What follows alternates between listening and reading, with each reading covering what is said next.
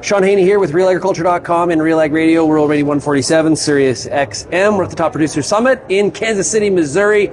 Joined right now by Matt Clark from Terrain. Hey, Matt, how are we doing? Doing all right, Sean. How about you? I'm doing pretty good, man. Doing pretty good. So you just finished your concurrent session. We just got out into the hallway.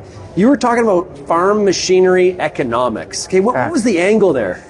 So the angle is actually a conversation from the last Top Producer. I was talking with a group of customers, and we were just chatting through how do we think about long-term trends of farm equipment. How do we know when's a good buy? How do we know when we're out of bounds in terms of our financial seats? We've all got ratios of, your current asset to current liability ratios. We've got debt to asset ratios.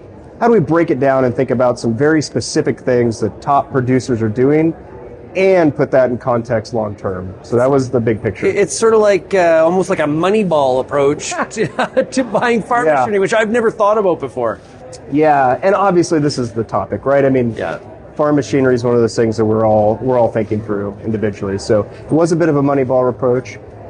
The one thing after looking at it for a year, there's obviously outliers. There's no easy answers, but there were some kind of key takeaways. Okay. So a few that I found that were pretty clear is if you look at your current assets and you compare that to your equipment, if your equipment assets were higher than your current assets on hand, you tended to be more in the lower end or lower profitability brackets. If you had that ratio much lower, by and large, you were almost always in the top income brackets. That doesn't mean that those that had a ratio that was lower were cheap by any means. They certainly had a lot of equipment, just that they had managed that balance sheet a little bit more carefully. You had told me one of the kind of calculations that somebody had used was, what was it, 1,500 acres of... Yeah, my first approach was to think about asking some people who were very successful, well, how have you thought about new equipment purchases in the past? And not including trade-ins, just straight up the price of a new one. And a very well-to-do older farmer gave me how many acres of gross revenue of wheat they're willing to give up to buy a tractor. It's a historical relationship. So I compared that a little bit more back to corn, just because it's a little bit easier to think about. And what I found is, historically, if you go back from 1990 to now, the cost of a new 200 horsepower tractor costs you roughly 300 acres of gross revenue of corn. If you want to bump up to a 300 horsepower above, it's a little bit above 400 acres of gross revenue. So again, if you look at that historically and look at the periods where we were below that, typically those are periods when most farmers say, oh yeah, that's when I bought. That was a good time to buy. That would be interesting to walk into your local equipment dealer and say, listen, you know what, I think the tractor is a little bit too much. I'm only willing to pay 400 acres worth of corn. Hey, it's an idea, or more than anything, it's just how do you have a checklist in your mind? Yeah. You go to the bank, you know your financial ratios at the bank. How then do you also have that next level of checklist? Like, hey, here's some other things that I want to think about strategically before I buy. Before I expand. So what were some of the questions that farmers asked you in the session? Yeah, a lot of great questions.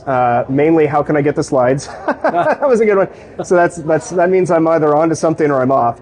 But a lot of just questions about, if I'm a diversified operator, is that going to look different? And yeah, if you've got livestock and you do fall crops and you do some sort of wheat crop or you got hay, your costs are just going to be higher. That's just part of it, right? And so you got to think about that in context.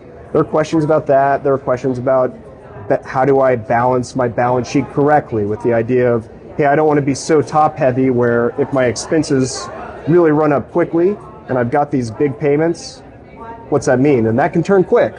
Whereas if I've got a balance sheet that's more appropriately put together, or I've got a lot more wiggle room because of some of my longer and medium term assets are correct to my income, those are a lot of the questions. And so Do you find in this part of the cycle that ag's going through, which, in the corn and soybean belt is one of tight margins? Yeah. We're coming off a situation where equipment was very high priced, used and new, and we've seen machinery sales drop. And so is there a heightened amount of people applying, doing these kinds of analysis currently, or because they can? If I could say it slightly differently, there's deals there. Now, there's deals, right? And it doesn't matter if that's used or if it's new, there's going to be some deals. And so I think what you see is a period of the people that know their numbers and that are they're crunching these numbers. They know what their 3-year cash flow looks like or what they think it looks like. They're going to be buyers, and they're going to get some great long-term deals. If you're reactionary to everything, yes, there's probably heightened demand for some of these things, but it's maybe more out of stress than it is out of looking for deals, and that's tough. Do you have any insight or looking forward on where machinery prices go from here? No, I wish I did. That's not your game? I tried really hard to make some historical correlations, and there are some to net receipts. There's some to your cost of production metrics.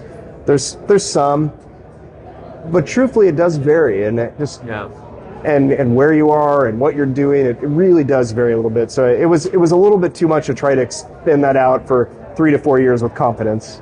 It's sort of like, machinery purchases, which farmers are, expecting to cut back as well in 25, just like they did in 24. It's sort of like fertilizer, where it's like, I know I need it, but I want it to be cheaper. And you say, like, well, what should the price be of that combine or that 4-wheel drive or 200 horsepower tractor? I don't know, just less than it is today. That's yeah, that's right. But just to expand the analogy, that's why we have agronomists, right? That come out and give us an idea of like, well, hey, this is what you need. Yeah. And it's why you have hopefully farm managers that are watching those prices and trying to get you positioned right. You're working with your accountant to kind of prepay some of it to make it a little bit cheaper on the tax side or to lessen that actual cost. Yeah. I would say let's flip it and do the same thing with equipment, right? Let's just think about it very strategically. How does the increasing amount of technology, maybe it's whether it's autonomy or robotics or artificial intelligence, sensors, all the different, cool stuff that tractors and pieces of machinery can do today. Does that change any of the ratios at all? A little bit. So I snicker here because I've got this Ford 4000 back home. Yeah. And the funny thing is, there was a period when that was a row crop tractor, right? And you probably could have plowed all day and thrown a rock over what you plowed, right? Yeah. And you compare that today, and it's it's almost comical. We're kind of laughing because it's almost comical, the difference, right? That's why I brought everything back in my work to ratios, because in theory, if and it's true, they're much more efficient. But if you're scaling correctly, those ratios to your cost and to your income should be the same over a long-gated period of time. Yeah. So there'll be periods where they bounce around, but you should be able to find that trend. Well, Matt, really appreciate you joining me here today. Keep up the great work at Terrain, and we'll talk to you again soon. Yeah, thank you, Sean.